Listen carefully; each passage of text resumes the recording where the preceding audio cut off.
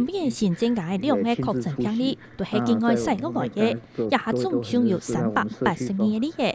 另外新增加1人死亡，個案係埃及旅遊團嘅團員。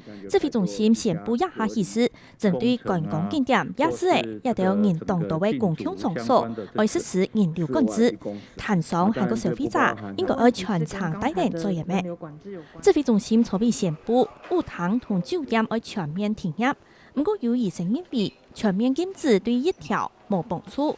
當時係講專做體合化嘅經驗，係講到時節疫情逼開來，更怕限卡難查感染源，建議要用實名制登記名嘅，爭做得有效追蹤。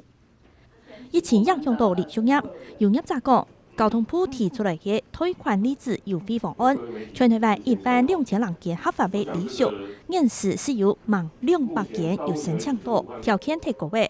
係個冇辦法一下就天數為多，更怕會有另外一批嘅停業潮。世界衛生組織 WHO 秘書長譚德塞批評台灣民怨對其種族歧視、人身攻擊引起議論。調查局去查過後就發現係中國民怨來炒作嘅。